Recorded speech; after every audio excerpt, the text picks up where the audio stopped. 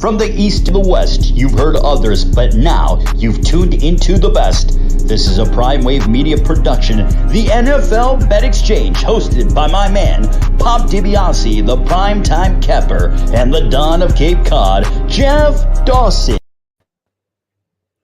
What's up? What's up? What's up? It is the NFL Bet Exchange with your host, Pop DiBiase, the primetime capper, and my co-host, the Don of Cape Cod himself, Mr. Jeff Dawson. Jeff, how you doing in the beautiful beach area of Cape Cod, my friend? Doing, as you say, doing good, feeling great. Through 3 weeks. Happy, we had a 500 week last week, which in the NFL with the spreads is a okay week. I think for the year we're about plus 7 or 8 games over 500, something like that. Just, survive in advance, stay away from the train wrecks. You don't want one of those, 4-11 weeks or something like that. We get our first taste of London this week. A lot of good games. Excited for the card, and I can't wait to break them down with you. All right, so there it is. And Jeff, let's go ahead and get into our week 3 results. Last week, I got you by a win last week, 9-7 for me. I'm 24-24 on the year.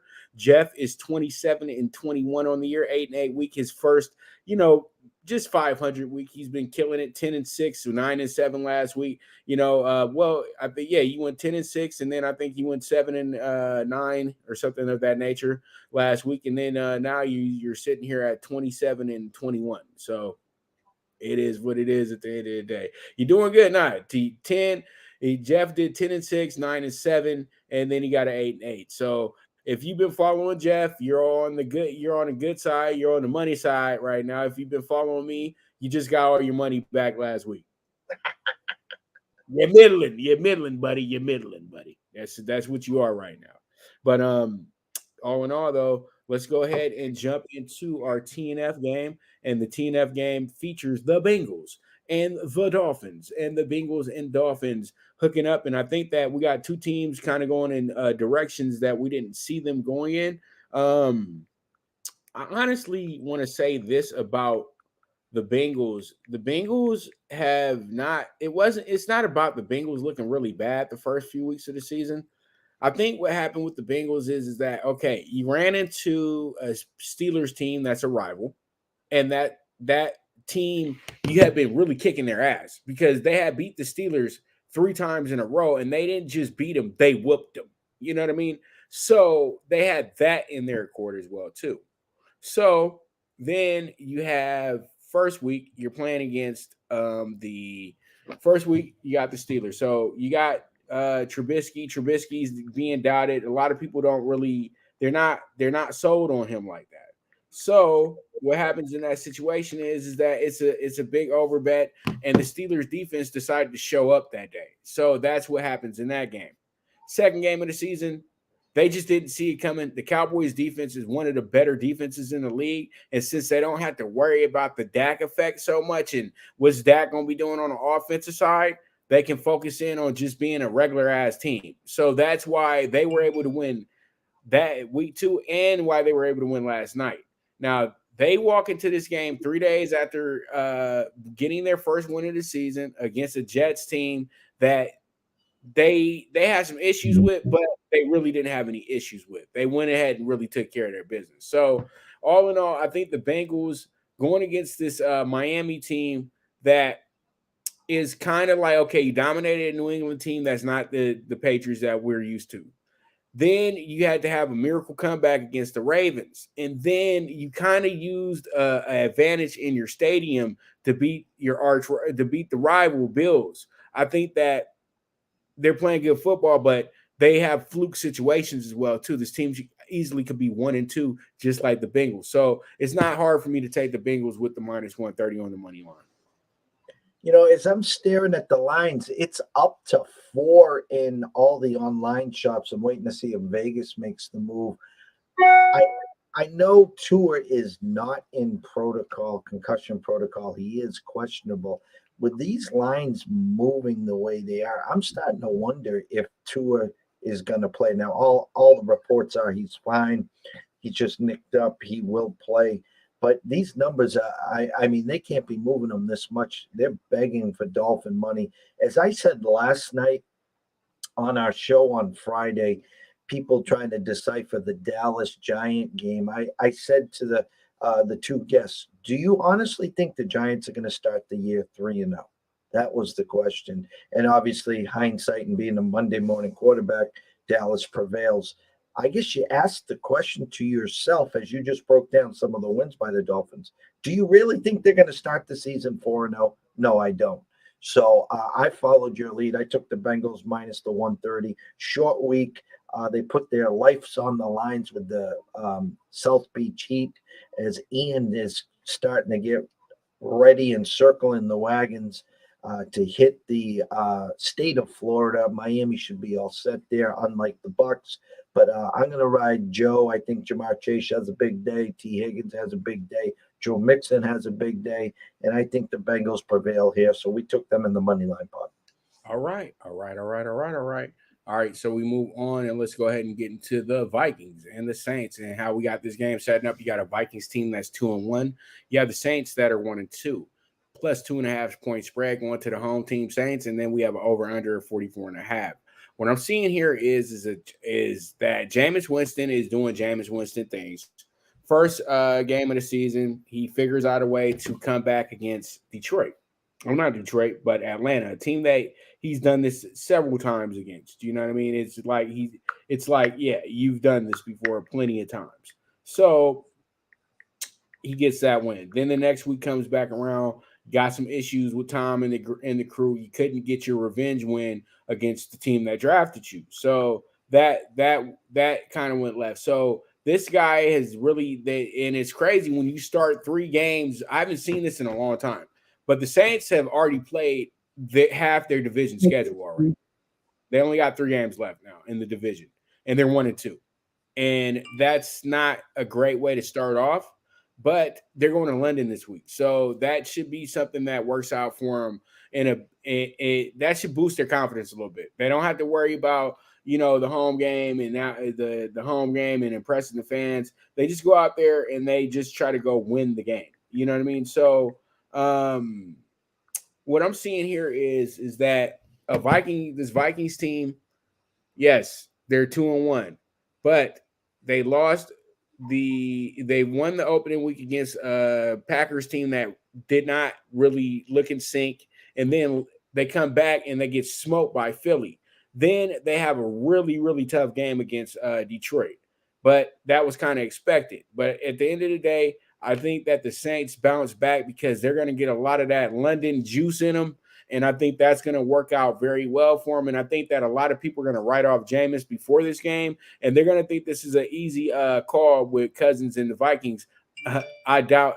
I do not think so, and I think that the Saints are probably going to be the best defense that the Vikings have played all season as well, too. Jeff, your thoughts?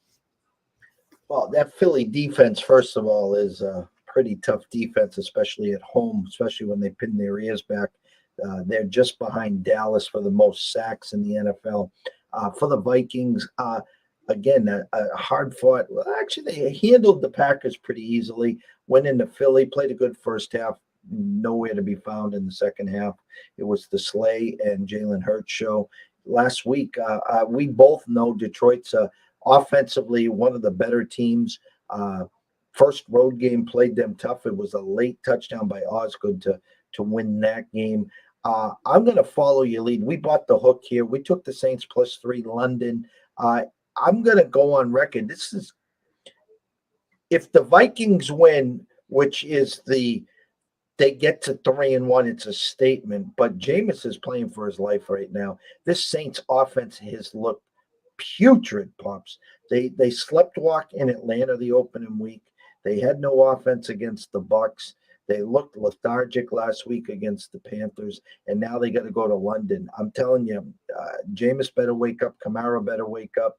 Hopefully, Michael Thomas plays. We finally saw the emergence of Mr. Olave last week. I think it's a hard-fought game. I'll take the Saints +3. I actually think that they do find a way to win out. Jefferson has been MIA the last 2 weeks, so it'll be interesting to see if Cousins gets him going early. But I'm with you. I like the Saints in this spot. All right. Okay, we move on, and let's go ahead and get into the Texans and the Chargers and Texans. All right, we got two. This is a funny situation because we got a Chargers team that's 1-2. A lot of people expect this team to be right there in the mix of things for the Super Bowl and everything like that. And I really laughed when I saw that this team was 10-1. Yeah, I know you added Khalil Mack. I know you got Julian Jackson. I know that you still got one of the best wide receiver crews in the league. Then you got Justin Herbert, a guy who's never made the playoffs in his career, but he got the numbers to show that like he can make the playoffs and things like that. But the Chargers are still well behind the elite teams. And I don't care what nobody says. And I wouldn't say that they got a bad coach. I would say that their coach is just not seasoned enough yet.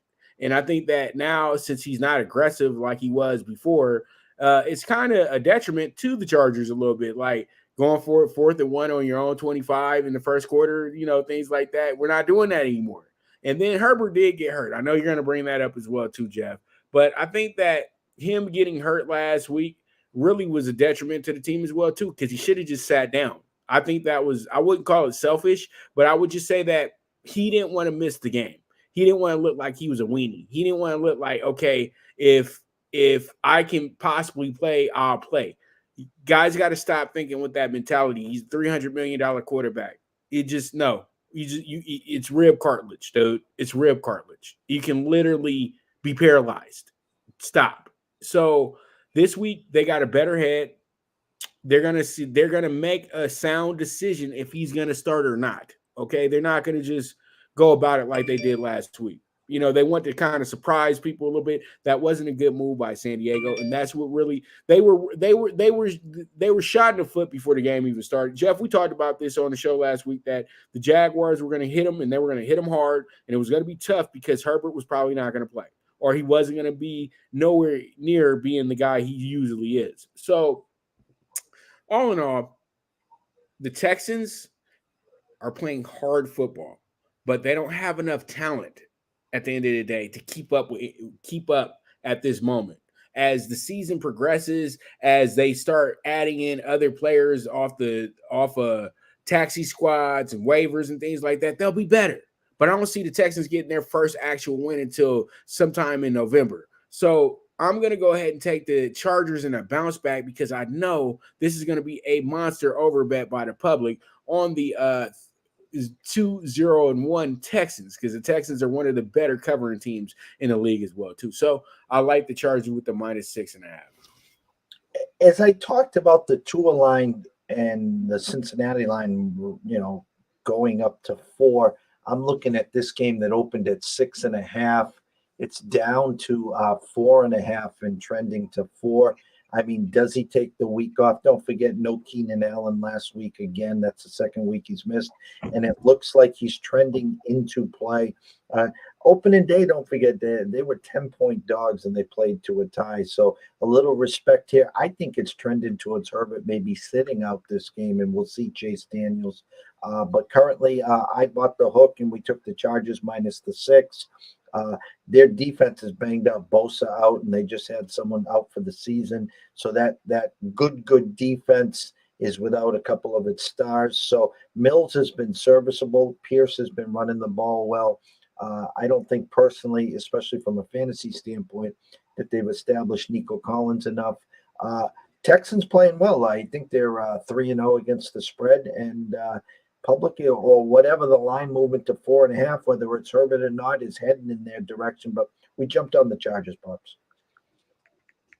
All right, Jeff is on the Chargers, and I don't, the Chargers, why would you, man, this is the type of game where they're going to say, oh, the Chargers are struggling. They bounce back, they win by 3 touchdowns. You know what I mean? Because the Texans are good, but the Texans are going to get overbet here, and they're going to mess up a lot of money. That's all that's all I'm seeing here. We've been doing this for too long, Jeff, not to know when we get to week 4, oh, you played really hard the first 3 weeks. And another team that's supposed to be really good played really whatever the first 3 weeks. Usually turns into the favor of the team that's supposed to win. That's why it's 6.5, and they did not get this one wrong. So there it is. All right. we move on and let's go ahead and talk about the Bills and the Ravens. And this is probably the game of the morning right here. And it's going to be line up at the Bills being 2-1, Ravens being 2-1. Both are victims of the Miami Dolphins as well, too. That's what a coincidence. But I think that all in all, the Ravens literally just got tired and lost that game. And the Bills, same thing, literally got tired and just lost the game. I wouldn't say that the Dolphins were that much better than them that day. They just didn't win the game. That's all it is. But this one's going to be tough. It's going to be tough on both ends. You don't really know how to call it, but when you see the advantage goes to the Bills because the Bills got the better defense. It's that simple at the end of the day. The Bills have only given up 10, 9, and 17. 10, 9, and 21 in games. So they're playing really, really good football. I think they're only giving up about 13 to 14 points a game. And, the Ravens are, they played great week 1 because that was the Jets and they know Flacco. But the way that they got scored on so freely against Miami, and then you see kind of how basic Miami's the offense really is. They just got some really speedy receivers. You know what I mean? So they'll always make some big plays happen. But, Tua's not going to go back there and have a Dan Marino day. He's going to really just be able to pop off a big chunk play, and it's going to look really good. So when I look at this one, I think it's a big bounce back for the Bills, and I think that they go ahead and they absolutely, I wouldn't say they crush the Ravens, but they're going to win this game by a touchdown or better. I'm taking them with the minus 150. Jeff, your thoughts? The two favorites other than Jalen Hurts for the MVP, Josh Allen, Lamar Jackson, and squaring off, as you said, the secondary for the Ravens is decimated. Home game, I think the perception is the Bills won't lose 2 in a row. It's going to be a great game. Listen, if you watch that game, that Miami Buffalo game, and I know it wasn't that scoring fest everyone thought, but these guys were hitting. It was in the heat. I'm telling you, it was like a 15-round, Aguayo versus Pryor fight, and they gave it their all. And then the Bills just came up 2 seconds short of a 57-yard field goal to win it. I like the Bills in a bounce back spot as well. I usually don't go this deep on a money line, but I want to get all the points out, especially, with Tucker in the back end for Baltimore. We took the Bills in the money line as well. Just win, baby, just win. I think an under over right now opened at 55.5, trending down to 51.5. This has got that 28-27 final, Pubs. Limit increase. All right. So Jeff is rocking with the Bills as well, too. So we're just all Billsed out right now. So both of us going to the Bills angle, and that's where we're headed. So pretty much with that, we're going to go ahead and take a quick commercial break. And when we get back, we'll go ahead and we'll get into our next group of games as well, too. But you guys make sure you're tuning in, you're sharing, retweeting, whatever you got to do so we can get these numbers up, all right? So there it is. We'll be right back. This is the NFL Bet Exchange with your host, Pop DiBiase, the Primetime Capper, and the Donna K. Cott, Jeff Dawson. Now you and your friends can compete in the sport of kings and win big with Stable Duel. Get the app, pick your horses, and get in on the thrill of horse racing. With daily games competing against other players. Bring home the glory and the cash, and move up the annual leaderboard while you leave your competition in the dust. Get in the game with Stable Duel. Play, race, win. Good News Only Racing Club, led by the legendary Doug O'Neill, the trainer of 2 Kentucky Derby winners, and I'll have another in Nyquist. Also trained 2-time Breeders' Cup champ Golden Sense, who are just a part of a long list of thoroughbred champions trained by Doug O'Neill. The Good News Only Racing Club has a young core of horses to look out for in Dennis's Celery, Irish Heatwave, and Notre Dame, just to name a few. Win the day every day with the Good News Only Racing Club, a proud sponsor of the NFL Bet Exchange. All right, here we are. Let's go ahead and jump into this, and we have ourselves really, really interesting group coming up here right now. Let's talk about the Texans and the Colts. This one is a game that is going to fly up under the radar. Titans are coming in 1-2. Colts are 1-2 as well too. You have a Titans team that lost to the Giants early in the year, blowing a 13-point lead, then came back the next week and got absolutely demolished by the Bills, and then had a good lead. They played well against the Raiders, but they were playing with the idea that they would just lose the game as well too. So the defense is so we're seeing that the defense is not that good this year. Okay, it's not the usual Titans aggressive defense, but it's still early in the year. So I'll give them that regard. Derrick Henry's kind of slow to get to Derrick Henry stuff. But I think Derrick Henry, I'm not going to say Derrick Henry's through, but I'm going to say that the Ferrari got a little bit too much mileage on it and a little bit too many dents on it as well too. So that's something that you got to kind of look at. And he hasn't really looked that great since that foot injury. But I say to myself, how long are they going to go with Tannehill? You know what I mean? I know that they're pining for Malik Willis already to take over. I think the Titans are in a total rebuild phase right now. I think they know they overspent on the quarterback. That's why they couldn't keep A.J. Brown. And this is starting to kind of turn into a problem. Yeah, a lot of us had the Titans still high hopes for them and everything like that. But this team is gonna they're gonna be a middling team. They're gonna be going through the motions. They're not gonna be good early. They'll probably be better later. The Colts back at home again. Matt Ryan's comfortable, but I'm not comfortable yet because Matt Ryan really disappointed me the first few weeks of the season. Then he doubles back around. He covers for us, and I take your boys that actually take care of their business, the Chiefs, and they mess me up. And then, pretty much, Matt Ryan gets the glory. The Colts win a game that I knew that they were going to win, but I just wanted to feel like I was going to be on the right side because Patty Mahomes and them were looking so excellent the first few weeks of the season. Now it's like, well, game went exactly the way, but there was a lot of things that went on in that game that didn't need to happen. There were a lot of mistakes made by the Chiefs, so that's more of the Chiefs giving the game away than the Colts actually winning the game. So pretty much when I look at the score here, I like the Titans a lot here with the plus 3.5. I think that this winds up being a really, really good bet here. And I think that they can come up in here and actually pull off a pretty good win as well, too, Jeff. What are your thoughts?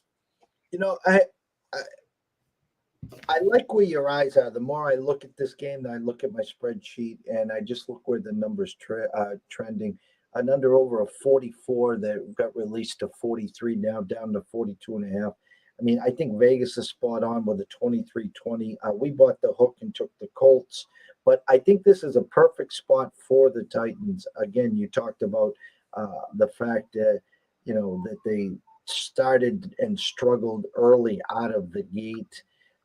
And then, listen, we could talk a whole show about the Raiders and Josh and the whole 9 yards there, but they did come through last week. And the Colts, in a must-win situation, found a way to dig deep and beat Patty Mahomes and the Chiefs. We got the Colts -3. We bought the hook. But again, I think this is a 23-20, and I would not be shocked if the Titans won outright. Well, you had it's going to be one of those games, Jeff. That's all we can both say is that it's going to be an AFC South game and it's really not going to be predictable. And that's why the AFC South is probably the craziest division in the NFL because you can't predict things that go on in that division. I'm sorry. You could be the best team. We've seen it the last 5 years. Best team in that division gets absolutely cooked by the worst team in that division at some point in the season. So it is what it is. All right, so let's go ahead and move on to our next game, and it's going to be a fun one here. It's going to be your Lions against my Seahawks. The feel-good teams, the teams that make you feel good about being an NFL fan. Real quick, Jeff, before we get into this game, did you like the fact that we got ourselves an old school game last night? I did. And it was so funny. Everybody, it's just such a bad game. I said, for all you 90s enthusiasts and all you love the 90s and all this crap, you guys, you don't know nothing about no 90s because we used to deal with this every single Sunday, buddy. Like the highest scoring team in the NFL only dropped 24 a game. Okay. And they would be like, there's this high scoring offense. Bro, they haven't even got 31 points in the game this season. They would call them a high scoring offense, Jeff. You know this. You remember this. You know what I mean? If you could get past 20 points, you're a high scoring offense in the NFL. You know, that shows that I really feel like the NFL is reminding us now with the way that these games have been going and the offenses have not been as prolific as they've been in the past decade or so. They're showing us that the defense is really finally caught up with the scheme that the offenses are running, and we're back to normal football again. It's that simple. Real quick, your thoughts. Yeah, well, don't forget the offense. Well, the rule changes have all benefited the quarterback and the wide receivers and the offenses. And what has happened is, with the gambling being legal in 32 states, with the DraftKings, FanDuel's, Barstools of the world doing all the prop bets, with people in fantasy, they want points, and more points. I enjoyed last night's game. I loved divisional rivals, especially with good defenses. But I will be 100% honest, watching that Sunday night game, 49ers and the Broncos, was like watching paint dry. I mean, it was just like, it was ugly. But last night's game was a breath of fresh air. Listen, I have no problem. Back in the day, the 85 Bears, remember even before then, the Pittsburgh Steelers, the Steel Curtain, the Denver Broncos, the Orange Crush. I grew up with all that. Now, today's millennials are spoiled. If the game doesn't have, 24 points on each side, they're whining and bitching and crying. So I have no problem with it. Listen, you can play a great 13-10 game and be exciting. I mean, that Bills Miami game this past weekend was phenomenal. And it wasn't a lot of points scored, so you can have great defensive battles and have fun and enjoy the hitting and enjoy the games.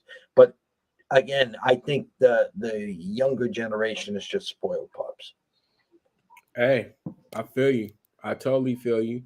And I think that all in all, that Madden has really changed everybody's perception. Everybody is kind of playing in that realm of things. And pretty much they had to literally take a position away from the defense to match what the offense was doing, just like they had to take a position away from the offense. It's sad not to see the old fullback regularly featured on teams' rosters, and then you get down to the goal line. Who do you need? A fullback. You know what I mean? So that's what kills me. Is that you guys? The tight end is not a designated fullback, dude. The fullback used to be the most athletic guy on the field, and a lot of people don't even remember that. There was fullbacks that used to get more reps than the actual halfback. The halfback was seen as the speedy guy. The fullback was seen as the guy that goes in between the tackles. You see how the NFL was the basics of the NFL has been complicated, and you see that it hasn't. It helped the game, but it kind of hindered the game at the same time too. So now we got to kind of meet things in the middle. You know what I mean? And as I always tell people, don't adapt to what the next team who's doing is that successful. Adapt to what works for you. You know what I mean? So if you're a big time team, traditionally a running team, then you need to go get running backs. Bears, Browns, that's in their category. If you're a big time passing team, things like that, go get a quarterback. But don't try to change the wheel just because you want to be just like the team down the street. No. What makes the NFL and professional sports so unique, there's teams that can run with different schemes and it works. If everybody's running the same scheme, the same everything, it's a boring sport to watch. It's that simple. But let me go ahead and get into this game real quick because I know I'm going over my time. I'm going to be real quick here. Seahawks Lions, this one is going to be a toughie because a lot of people want to fall in love with the Lions. I still don't trust them, Jeff. I think that the Seahawks wind up making the game competitive, and this actually comes down to the final kick. So I do like the Seahawks with the +6. Your thoughts, Jeff?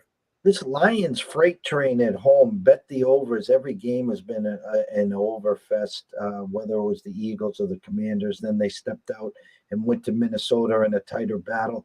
Seahawks, one of those games that, you're supposed to win, even though it's Geno. and Atlanta, says not so quick. This line opened at 6. It's dropping steadily. It's down to 4.5 in some spots, leaning towards a 4. DeAndre Swift will probably be out for the next few weeks, unfortunately, of course, because I have him on my team. With that said, Jamal Williams will step right in, and then I think a guy by the name of Craig Reynolds will be next man up as well. We took the Lions here. We bought the hook to 5.5, and hope that they hold up our end of the bargain. And I'm just going to piggyback on you. And it's kind of apples and oranges, but you're talking about following the next man up. You're talking about teams trying to emulate, the Patriots of 2 decades, the winning philosophy. What is the next new shiny toy? Why is the Baltimore Ravens playing possum with Lamar Jackson and Lamar betting on himself and having an MVP year? It's because how many teams are built to just go and pay Lamar and add him as your starting quarterback? The Ravens have predicated and set up their offense for Lamar. There's not a lot of teams that can go out and pay Lamar 45 and 50 million a year and then say, all right, we got Lamar and plug and play.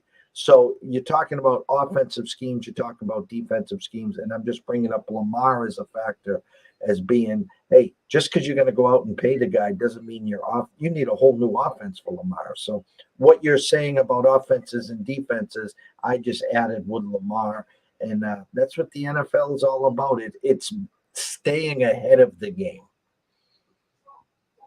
Right.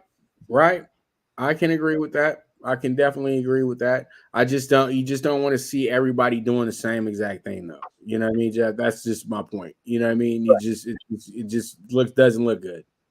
It's not something that I would want to spend every week watching. You know what I mean? I agree. And I'm gonna be honest with you. A lot of people don't remember early 2000s. The NFL was a pretty boring place.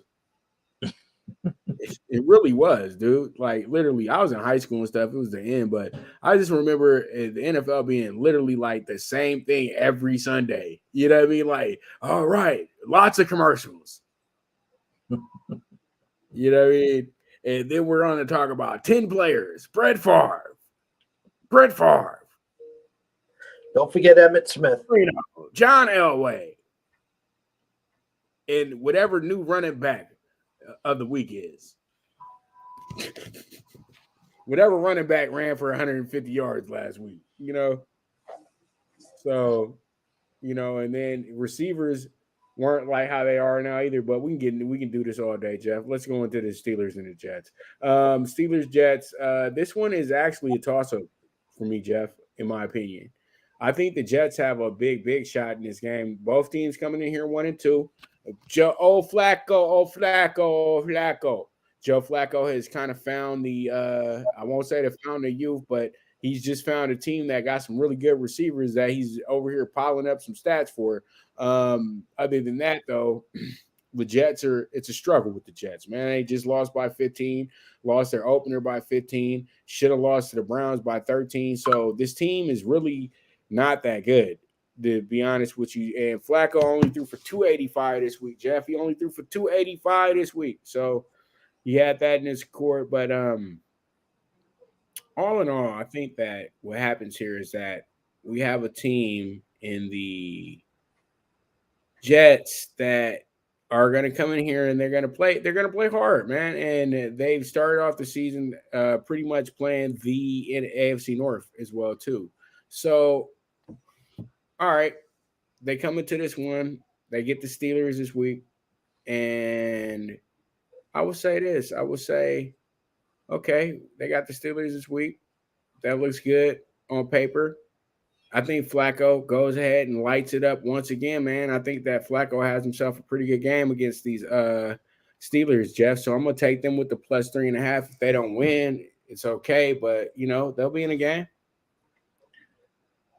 I don't want to say it's do or die here for Trubisky, but I looked at their schedule, and there's no way that you could have moved him in for Kenny Pickett this game because they got a couple tough games after this. So maybe after the bye. But we're going to take one swing with the Steelers. We bought the hook down to 3. It's an under-over of 41 down to 40.5. I do see all the way down to 3 at DraftKings. So again, another dog that's trending in the public's eyes and the sportsbook's eyes here. But we got the Steelers maybe 23-20, 24-20. Don't make any mistakes. Najee Harris should have a huge, huge day here.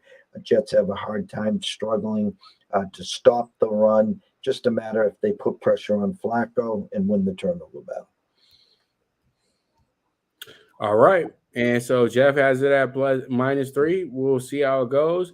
And he believes in Mitchie Trubisky. So we'll see how that one goes. We'll see how that one shakes out. But that's where Jeff is going in that spot. And it is what it is at the end of the day. So with that, we're gonna go ahead and jump into the Jets and the the Jags and the Eagles. I'm so sorry about that one.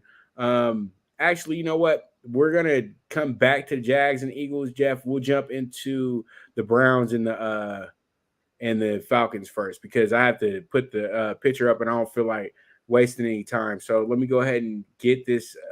We'll get this one out the way because this is an easy one to get out the way, and then we'll go to commercial. So with this one, this is going to be funny to me. This is the Browns have actually played the Falcons damn good in the last 3 matchups, and I just think that the Falcons are a try-hard, and this is a dangerous spot for the Browns as well, too. It's not no walk in the park, and with Garrett going out as well, too, this is going to the defense is going to have to step it up because Myles Garrett is the true star face of the Browns, and just by having him out on the sideline or out on the field, he might not even need to do anything in the game. It's huge. You know what I mean? So we'll have to see how it goes, but I like the Browns still this week, Jeff. I like them with the -3. I think that their defense is good enough to keep Atlanta right where they want them at. So I'm taking them with the -3. But this is a good note for everybody. The Falcons are 3-0 against the spread, and they could easily be 3-0 right now as well, too.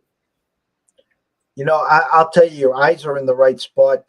Cleveland opened up -3 for a reason because they want Falcon money. I bit the cheese. We bought the half, took the Falcons +3.5.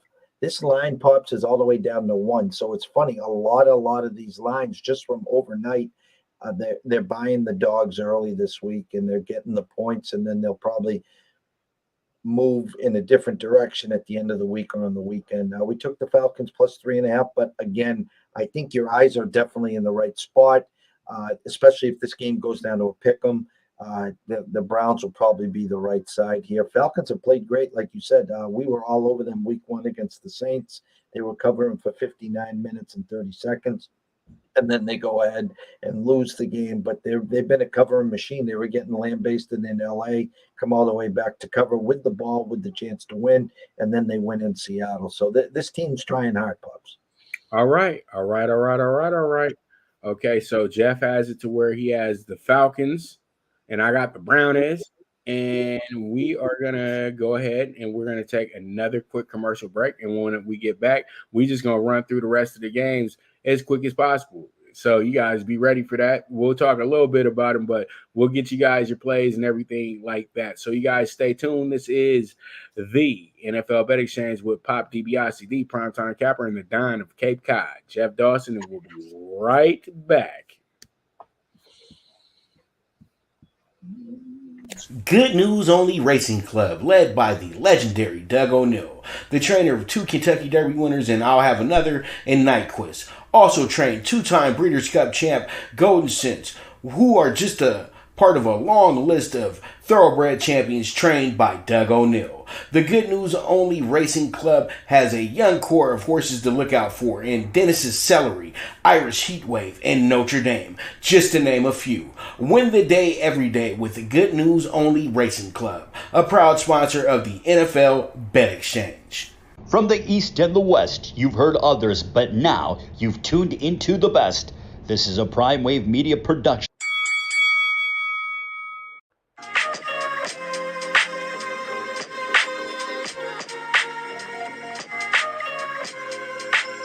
Tune into Big Wave Boxing every week with a brand new guest, with the one and only Pop DiBiase, the primetime capper, getting the best boxing stories, best boxing angles, and the truth when it all comes down to the sweet science. Tune in to Big Wave Boxing on the Prime Wave Media channel on YouTube.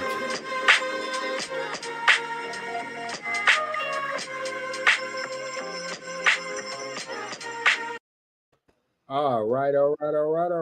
Let's go ahead and jump into this one, Jeff. Jags and the Eagles. And I know that a lot of people, Jags 2-1, Jeff, and then the Eagles 3-0. And I said to people, the Jags could be a sexy little pick for the AFC South championship because they had the whole writing on the wall of being a much improved team this season as well, too. Trevor Lawrence coming into his own. I wouldn't say that was too much of a shock that would happen in LA. I just think that what happened is that people just overthink things a little bit too much, Jeff. I think that people have the idea teams are going to just always be bad, and they're not. We all know the Jags have been building a team up for the last I don't know how long.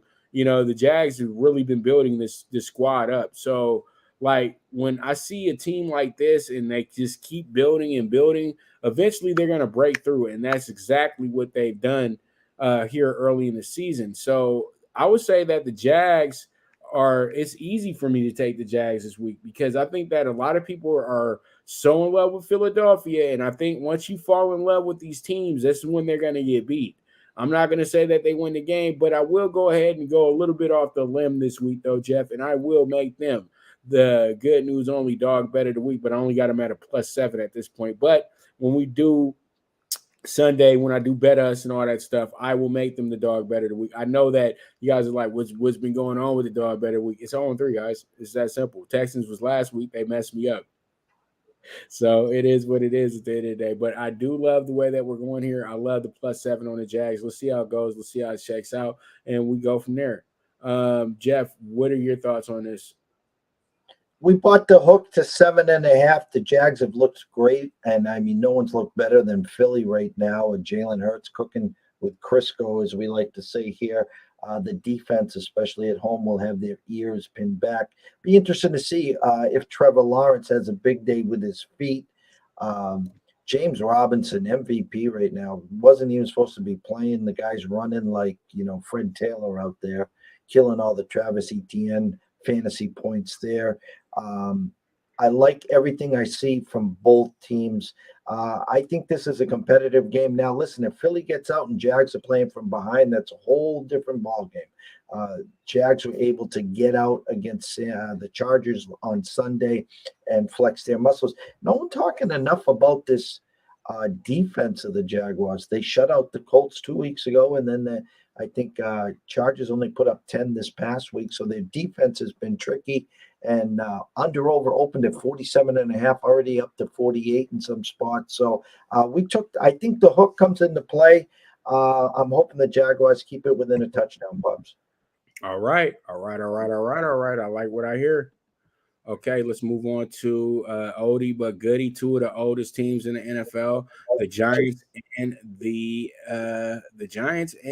the Bears. This used to be such a big game in the NFL too, Jeff, back in the day. But I remember Fox used to always make it a big deal as well too. The Giants and the Bears, because it's Chicago versus New York. Chicago versus New York is always going to be a big time game because those two cities just hate each other so much. One says you did this. One says I made pizza better. One says I make hot dogs better. It's just always a competition between the two. Am I right, Jeff? Yes. Shit. But New York pizza is still the best. All right. So I am a bar pizza guy, that thin crust. That's my favorite. I like thin crust pizza too. I love thin crust pizza. But Jeff, you're in Connecticut. Connecticut has some say in the pizza wars as well too. I mean, you're in Massachusetts, but you're very close to Connecticut as well. So about Connecticut, New Haven being like the real go-to from what I heard. All right. So we got And let me fix this real quick because I didn't fix it last night. But the Giants, they're 2-1 now. After that 2-0 start, had the whole city buzzing. You saw it. We all saw it coming. Daniel Jones has never played the Cowboys that well, and so pretty much it's just his history repeating itself. But very simple here. And this is gonna be the good news only dog bet of the week right here. Give me the Bears, Jeff, plus 145, man. Justin Fields, you can't look as bad as you looked the last 2 weeks, buddy.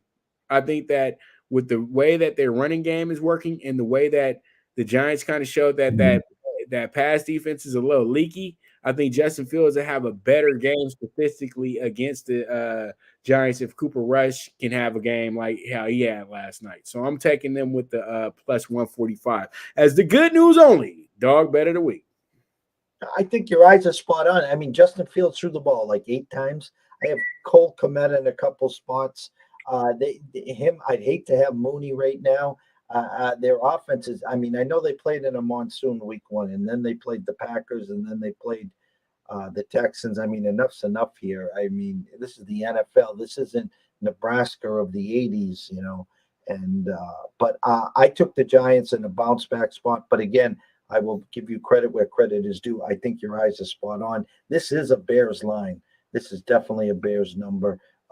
I had the Panthers in this spot in week 2, and the Giants held on and won by a field goal. I hope they do it again here. But we took the Giants. Short week, got to bounce back, turn it around, and we'll take Jones over Fields. How's that? All right.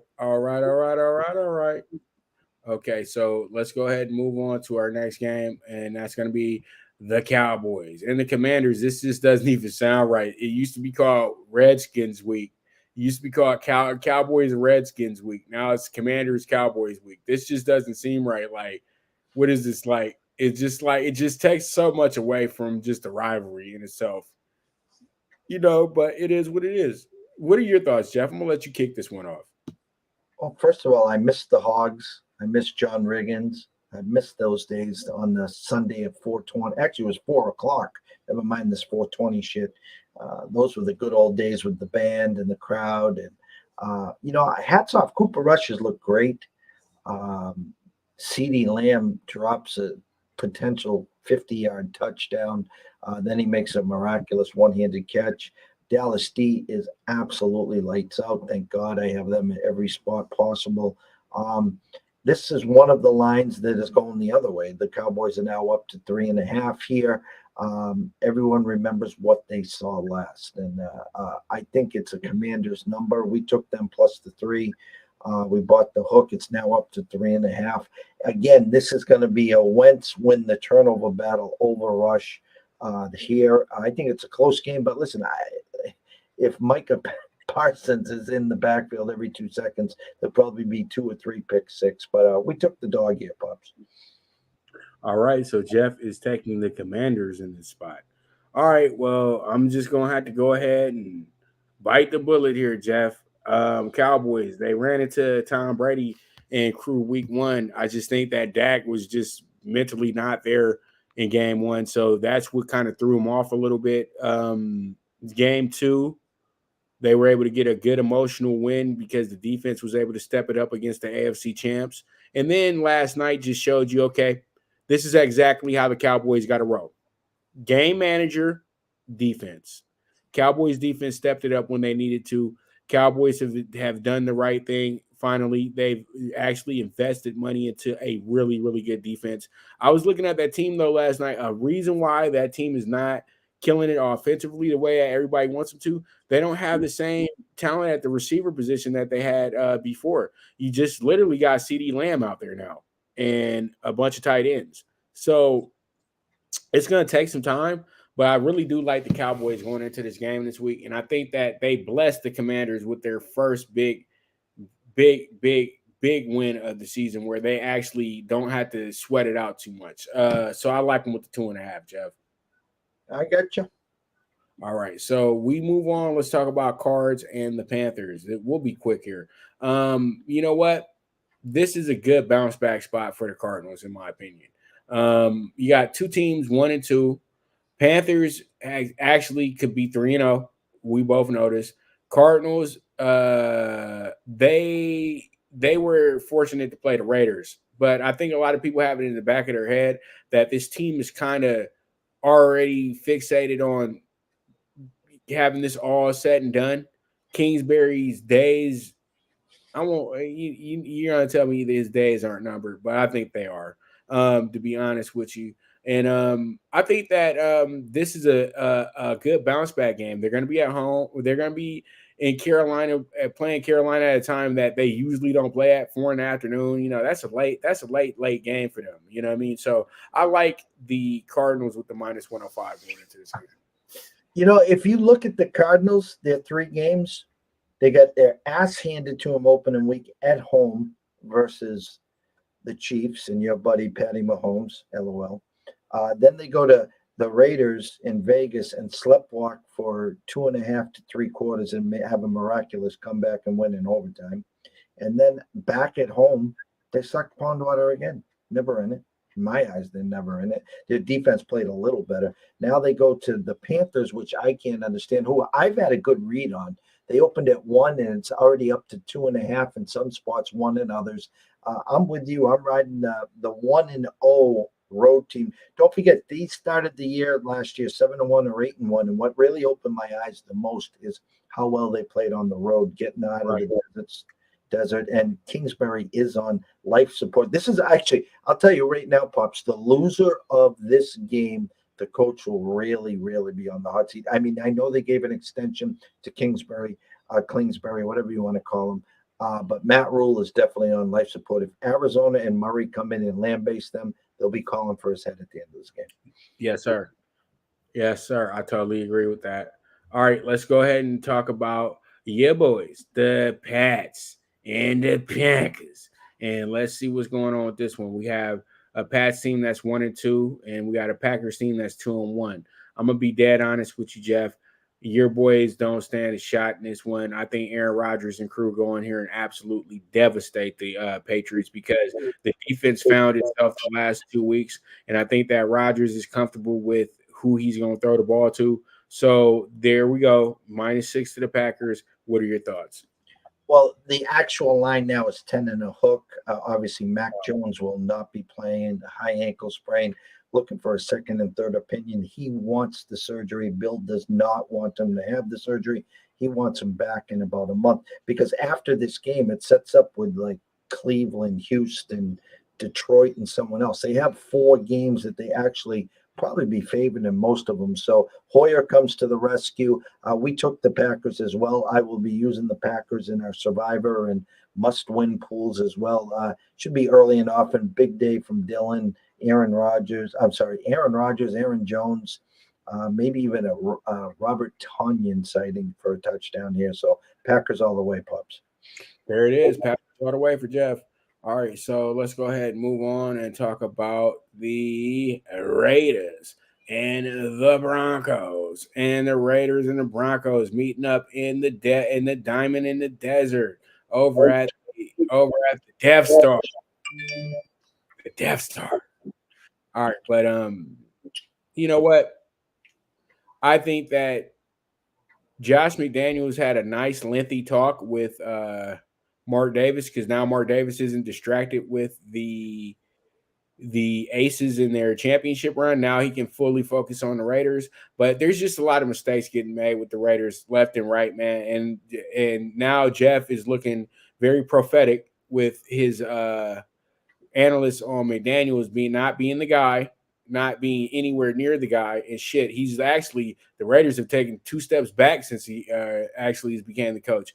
They were actually playing better football up under Bisaccia, who was an interim coach who was like the janitor. And he was like, everybody had so many jokes about Bisaccia, but Bisaccia was with the team long enough to know how to gauge and how to respond and how to talk and how to put the right players on the field. And Mark Davis, once again, blows it at the end of the day. He blew it. He should have just kept it going as is and just moved forward. But, because he wouldn't even have to pay Bisaccia. He could have gave Bisaccia just keys to the damn office, and he would have been all right with that. He could have kept him on the same salary he had him as a special teams coach. But this isn't the radio. This isn't the Raiders radio show. And I think that the Raiders really do. This is a last call for the Raiders. The Raiders go on 4. I'm gonna tell you like this: ain't nobody gonna be interested in anything they're gonna be doing for the rest of the year. I'm taking the Raiders in a must-win situation, -110 to the Raiders money line, but things just aren't looking good for the crew right now because I don't even know if Derek Carr is that interested in being on the Raiders anymore. So it is what it is. -110 to the Raiders. Your thoughts? I don't want to say I told you so. I talk about life and geographical changes. I talk about, listen, I could pack up and leave and move out to Arizona tomorrow, but I still going to bring that same person out there. Changes only changes if you change. And in comes Josh McDaniels, who all summer he was the next best thing since sliced bread. They add Devontae Adams. Vegas is buzzing. They're going to win this division. They're going to go on a playoff run. And I sit back. I still remember the playoff game against the Chiefs. And I saw, if it wasn't for the muff kickoff and if it wasn't for a fumble, an early turnover, that they could have won that game. I'm going back a little time, obviously, Pops. But the fact of the matter is you're 0-3, and the odds of you making the playoffs right now is about 3%. And I hate the must wins because when I put myself in those situations, it never happens. It never ends well. It is a must-win for the Raiders. And Russ could not have looked any worse than he did again on Sunday. Something is going on. Someone reached out to me in Louisiana. It's like, Jeff, what's going on? And I says, I don't know if it's Father Time or if it's the OC here because Russ is not that pocket passer. You need to get him into space. Let him run right. Let him run left, then throw on the run. And he's like a tea bag. He only gets working in, when he's in hot water. Put it this way, Russ and the Broncos are playing with house money. They are. It's all the pressure on Carr, McDaniels, and Devontae Adams and company. I'm going to take Russ in it's house money. If he wins, he walks out and says, I told you so. And I would like to hear the buzz in Vegas, the 7-0-2 with an 0-4 Raider team. It's going to get crazy. It's going to get ugly. It's going to get ugly. All right, so we have that. Jeff, we move on. Let's go ahead and talk about the Chiefs and the Bucs in the Sunday night football game. And you have a rematch, actually, from the Super Bowl a few years back as well, too, in Tampa. You know what? I had a whole bunch of things to say about this Tampa team. I just really wish I had a producer or somebody who could be like 3 minutes, you know what I mean? Because I got to pay attention to time. I got to make sure Jeff gets out what he has to say, things like that. But, man, I'm telling you right now, if I had more time, I could go into a bevy of things of why the Bucs aren't a sharp bet for anything, in my opinion. Like, they can possibly win their division and everything like that. But Tom Brady's just not motivated right now, in my opinion. I think that he's absolutely, I haven't seen Tom Brady, this bad offensively since the early Patriots days, you know what I mean? When they had to really live off the defense, you know what I'm talking about, Jeff, where it'd be 15-10 and stuff like that in the games. Brady threw for 1 touchdown and just managed very well. Brady's just managing right now. The Buccaneers are not a high-flying offense right now. They're literally living off the defense as is. And have they even dropped 20 points once, right? And that was against the Saints. So, I don't like the way that this team is looking moving into things. They only scored 12 points last week. Tom did not look good at all. And I just think that when it comes down to it, you got a Chiefs team that's going to really want to get their get back after what happened. And, after a little mini argument that they had on the sideline that everybody wanted to blow up because we so petty, you know what I mean? Because, coaches and quarterbacks can't have a little disagreement without a camera being in their face and then everybody having 50 million opinions about it. So, the Chiefs are going to get back to business and they're going to be like, and they're going to have a big game. They're going to be like, look at Bieniemy and Mahomes loving each other and da-da-da-da-da-da-da-da. And it's just going to be it's an easy call. Give me the Chiefs. I want to backtrack myself for a second. I said Raiders at Chiefs. It was Raiders at Bengals, and that's why, again, the Bengals ended up going to the Super Bowl there. I hear it's funny. We were all in on the Packers. I thought that was an easy spot last week against Brady in the home opener for them. A line opened at 2. Some spots 2.5 or 3. It's down to 1.5, so the money's coming in on Tom. Evans should be back. I don't know about Godwin. He doesn't have the weapons. They added Cole Beasley. I too grabbed the money line here in the Chiefs, but I had talked about this prior. I said that both the Chiefs and the Bucks would lose last week. So instead of both teams coming in 3-0, they'd be 2-1, which they are. Someone's leaving here 2-2. I'll just take Mahomes in the revenge of the Super Bowl. How's that, Pops? Hey, there it is. Super Bowl. All right. So let's go ahead and get into the Monday Night Football game. And Monday Night Football, we ready for a party. And it's going to be the Rams and the 49ers for the 50th million network on the channel. And you know what? It's returned to ABC. One of the greatest Monday Night Football games was played in Anaheim between the 49ers and the Rams. I'm going back to this because that was when John Taylor did not have just not one, but two 90-yard touchdowns in that game. Man, that was Jeff. I just still can't get over how crispy that play was, because it was really good coverage by the Rams as well too. And then he leaks out. John Taylor just showed the speed off. So that's what I say. Like, do you guys really know your football history? Like, who was faster, Rice or Taylor? That's how good Rice and Taylor. Rice gets all the accolades, but John Taylor was right there too. John Taylor's not going to make the Hall of Fame, but John Taylor was exciting. No, whenever 82 was out there, but when you got Jerry Rice as your teammate, you're going to get some good looks. But all right, we got the Rams and the 49ers. You know what? I just think that at the end of the day, the Rams got so lucky in that championship game last year. Like, it would have been embarrassing if the Rams would have lost that championship game. And literally, LA got to win the battle of LA and San Francisco by the Dodgers eking out the Giants in a game nobody thought they was going to win. And then the Rams eking out the 49ers in the championship game. So all in all, they got to get their revenge for the city of San Francisco. So I'm taking the Niners with the minus 120. They just own the Rams on Monday Night Football, dude. I just can't do it. Sorry. You know, the funny thing about it is you're spot on. You're 100%. But here's the caveat. The Rams always come in per Vegas as 2.5 point favorites. Right. So always had the 49ers as our dog play here. And the funny thing is, San Fran looked awful. Jimmy G steps out of bounds. Safety, thanks for playing. Perfect bounce back spot. But if you go to ask any of the experts, the wrong team is favored here. The Rams are supposed to be favored by 1.5 or 2, but it's San Fran here. I bought the cheese. I'm taking the Niners. They own him on Monday night. They own him in regular season. But I'm just going to say buyer beware, because this is a real sneaky spot for the Rams on Monday night. All right. Okay, so that's what we have here, and pretty much that's what we have there. And I want to thank you guys so much for tuning in today. And it's always a pleasure being here with my main guy, East to West, Bird and Magic, Mr. Jeff Dawson, the Don of Cape Cod. Jeff, parting words before we wrap this thing up. Well, we're week 4, guys. We're almost 1 month, and gals, excuse me. We're almost 1 month through. We got our first London game this week. It's October 1st by the time these games kick off on the weekend on Sunday. You guys are getting there. We're getting closer to Thanksgiving. We're getting closer to December. So again, check your bankrolls.